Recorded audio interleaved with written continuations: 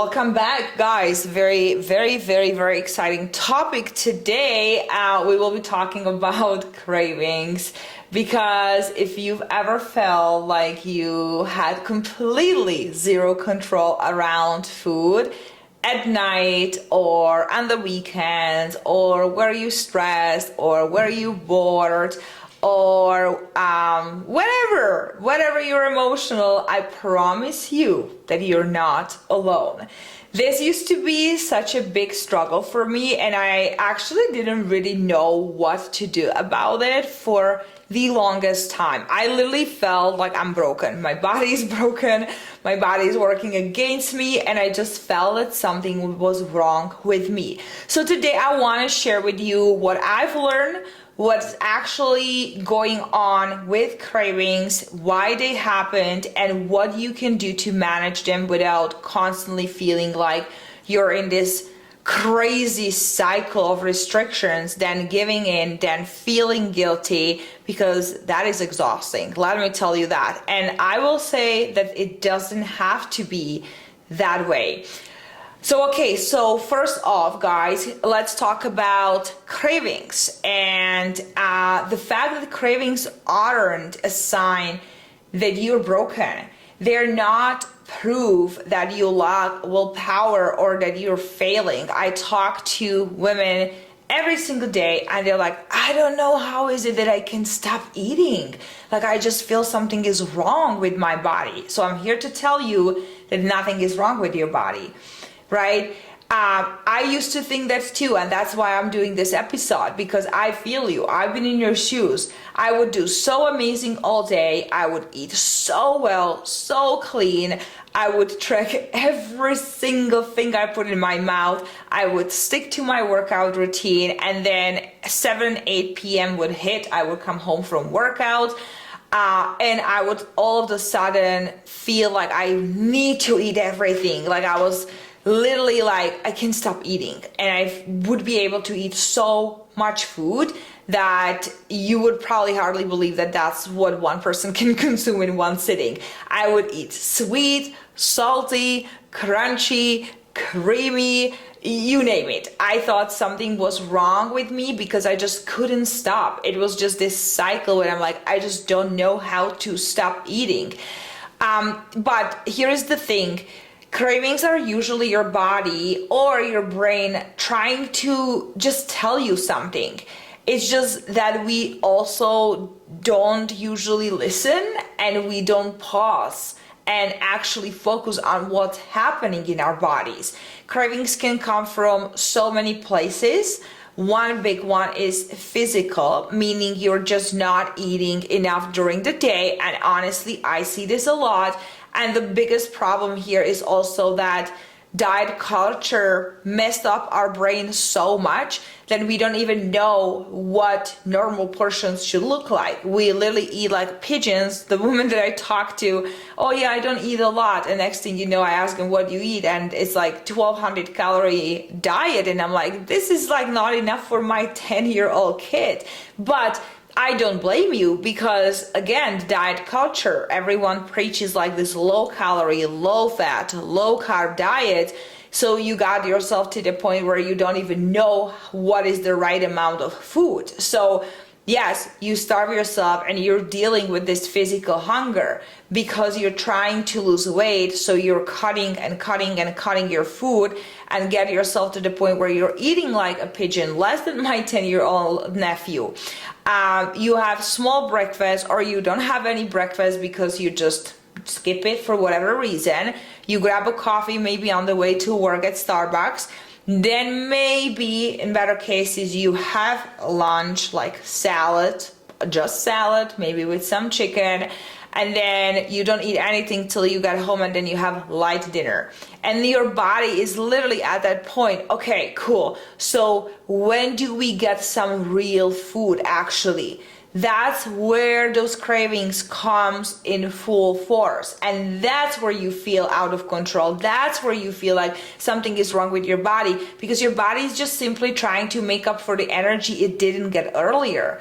It wants dense, high calorie foods because it knows those will work fast. So it's not about you being weak, it's about your body trying to protect you from starving.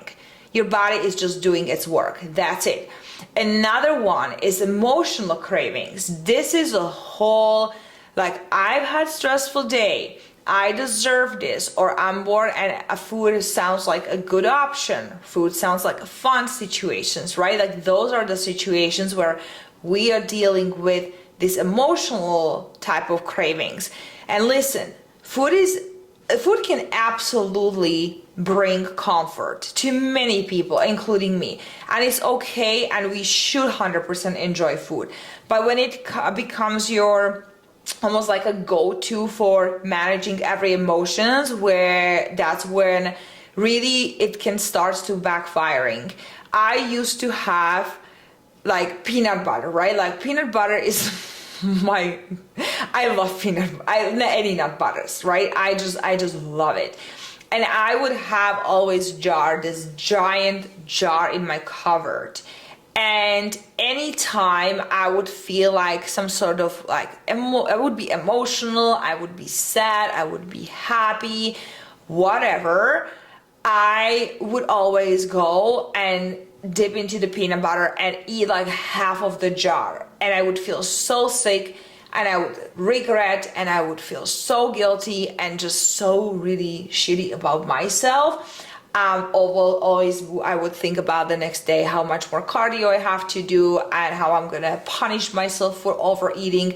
But I didn't eat anything all day, so no wonder that my body wanted this fuel, this food that I also labeled as bad, something that I can have or shouldn't be eating.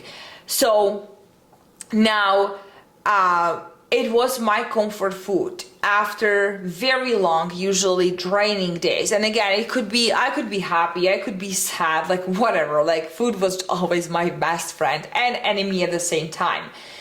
I didn't even realize for the longest time how automatic it has become until I started asking myself, wait, like, am I like actually hungry right now, or am I just stressed and wanting to escape a bit? Like, what is going on? Right? That's something where I started noticing that I was like, okay, did I eat dinner? Did I not eat dinner? Like, how do I actually feel? So I started really digging deep into the pattern so I could escape that. Now, there is this whole, another type of cravings, which is the habitual cravings. These are sneaky because they're not even necessarily like tied to hunger or emotions. They're just routines. Like always having a dessert after dinner. Again, like for me, for the longest time, you guys, I would say I always need chocolate after lunch. Always need chocolate after lunch. I just convinced myself that I've always needed chocolate after lunch.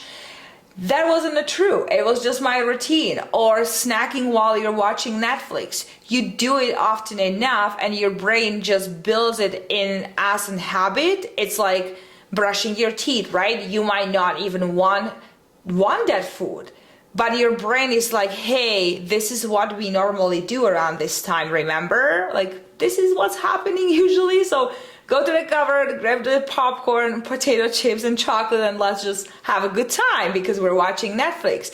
So once you understand where your cravings are coming from, whether it's physical, emotional, or habitual, it becomes way easier to deal with them. For physical ones, the fix is very easy and pretty simple. You just need to eat more. You just need to eat more. Eat more earlier in the day, especially protein, right? Have balanced meals with healthy fats, carbohydrates, but the protein is important because protein is almost like is a game changer for a lot of people. And a lot of people struggles to get protein in, but the reason why I'm saying that is because protein will keep you full for longer. It will keep your blood sugar stable. When you start getting 25 to 30 grams of protein at each meal, you will feel so much better. When I started, I was shocked at how my cravings dropped off. I wasn't constantly thinking about food anymore. And it's absolutely wild how much of difference that makes. So if you are struggling to get a protein in, make sure you check one of my latest episodes. I was also talking about how to get protein in on busy days. So I'm breaking down a lot of tips on and what kind of proteins to eat or what is actually protein. So make sure you're focusing on that. Also, make your meals satisfying, like actually tasty. You don't need to just have a plain chicken and steamed veggies because you think it's quote unquote healthy. You want to add some seasonings, use some sauces, mix up textures. If your meals are boring, your brain is going to be looking for the excitement, usually in forms of snacks. So again, you don't need to eat plain, boring meals. That's something that you are not going to really stick for a long time, and that's frustrating, annoying, and it's not enjoyable. I always tell my clients, guys, you can hit your macros and your daily intake and still enjoy your food. When your meals are enjoyable, my dog is barking, sorry if you hear her in the background, enjoyable and filling, your brain is less likely to start obsessing over cookies, 2 hours later. Like, you're actually going to feel satisfied. Now, if the cravings are emotional, this is where it gets a bit deeper, because one thing that helped me a lot was just creating space between the cravings and the decisions. Like, I'll give you an example. When I wanted to go to the pantry and eat everything, I would say, okay, Martina, I can have whatever I want, but I'm going to wait 5 minutes first. And in those 5 minutes, I would check with myself, what's actually going on here? I would ask myself, am I overwhelmed? Am I tired? Am I avoiding something? Am I feeling sad? What is going on? Sometimes I still wanted the food after that, and that's okay. But other times I've realized I just needed to maybe journal. I would go for a walk or literally just go to bed and just leave it. That pause, guys, creates almost like a room for you to make a choice instead of reacting on autopilot. And it has been a game changer for me. Sometimes it's even I don't drink enough water during the day, and then I'm I'm so snacky, and it's yeah, I didn't drink any water. That literally happened to me today. As I'm recording this, I was downstairs and I'm am I hungry? Do I have cravings? So I ate, and then I felt like I wanted to have another bowl of rice and avocado and turkey. I love that. So I was I want another bowl. And then I'm hold on, how much water did I drink? And I literally drink a liter of water, maybe 2 liters, but my goal is 4 liters a day. So then I went and I had another big glass of water, and guess what? Cravings were gone. I'm no longer hungry. So that pause can make a huge difference. Also, don't underestimate how much basic self-care affects cravings. If you are exhausted, if you feel overwhelmed, constantly running on empty, food is going to feel like your only relief. Like I said, for the longest time, food was my best friend and enemy at the same time, because whenever I would eat more, I would feel guilty, horrible about myself. So yes, while I was eating and shoveling down the donut, I would feel amazing, but then I would feel super guilty and hated all those choices that I made, right? That I overate and felt sick. So, like I said, self-care is huge. It's huge. There is not, and again, I'm gonna say, guys, there is nothing wrong with using food for comfort once in a while, but when it comes to the, it's the only way you cope, that's where you start to feel like you are not in control. So think about other things that brings you comfort and joy and calm. Maybe it's taking a hot shower, hot bath, maybe listen to some good playlists, maybe journaling or texting or calling someone, your best friend.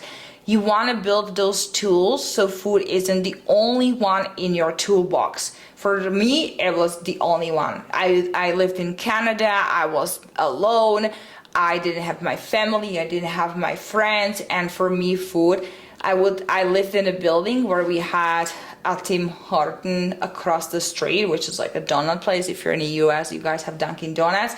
And I would literally, the moment I would feel any type of way, like I told you, it could be emotional, like I would be happy, sad, whatever, I would be like, oh, I need sugar, I need donuts. That's why you see all of my photos with donuts, because donuts were the thing that I would go for and always feel so guilty afterwards. So now I just can have one donut, enjoy, don't feel any guilt after, and also stop at one donut instead of buying a whole box. And I'm telling you, and not even exaggerating, I would eat a dozen of donuts by myself.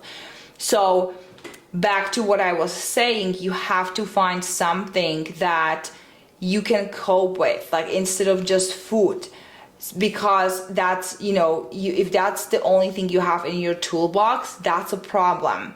And for those habitual cravings, like I've talked about, when we create a habit of having something when we watch Netflix or things like that, sometimes it's just about breaking the routine. If you always snack while you are watching TV, maybe you try to, you know, break the pattern, change that. Maybe instead of that, sip on a cup of tea. What I started also doing is I was starting to make like a hot cocoa at night, because when my boyfriend would come from work, we like sit on the couch, watch a show, and that's where I'm like, oh, like I want something. But usually by the time I'm already like done with my calories, because it's later in the day, and I'm like, I don't want to eat over my calories. I don't need to. I'm not hungry, but this is the habit. So I started making hot cocoa, and it works perfectly. Literally just warm up almond milk with some stevia and cocoa powder, and it just tasted delicious. It's warm, it's cozy, and it kills my cravings, and I just feel really, really good. I'm sipping on something, and I'm enjoying it. So that's another thing you can also do. You can also have swaps, like instead of potato chips, make a popcorn that is so much lower in calories overall, so you can do that. But again, if you know that's a habit, then maybe try to break the habit. You are just trying to break the automatic connection between activity and food. That's simply what you're doing. And it will take time, guys. It's not going to happen overnight, but the more you interrupt that habit loop, the less automatic it becomes. Again, trust me when I say that. I've been bulimic for 12 years, so I've been there, I've done it, I've experienced all of that. The biggest mindset shift I had to make was letting go of the guilt. Cravings are normal, guys. If you feel like you're the only one who have cravings, you are definitely not. Eating past fullness sometimes is very normal for a lot of people. What matters more is what you do consistently, not what happens once in a while. So if you have a night where you overeat, it doesn't mean you ruin everything. Absolutely not. It means you're human. We all do that. I do it. My clients do it. You do it. Everyone does it. What really changes the game, though, is learning from it, asking yourself what led to that, like what actually happened, and what can I try differently next time. And if I can leave you with one thing today, guys, it's this. The goal isn't to never have cravings again, because it's impossible. It's not going to happen. That's just not realistic. The goal is to understand them, expect them, and learn how to respond in a way that makes you feel empowered instead of defeated. You don't need to white knuckle your way through this journey. You just need better tools, more awareness, and a whole lot more grace for yourself. I feel like that guilt after we eat something that we like, oh, like I shouldn't have done eat, like I shouldn't eat it, like I feel so bad, like this is bad food for me, it's gonna make me fat. I think that the guilt is honestly the worst part of the whole thing. So once you learn to forgive yourself, move on, make changes moving forward, everything's going to change for you. So I hope this helped. If this episode gave you an maybe like this aha moment, please share it with someone who needs to hear this too. And as always, guys, thank you so much for hanging out with me. You got this. I'm very excited for you. Hopefully make some changes if that's something you're struggling with. And until next time, I will talk to you soon. Bye guys.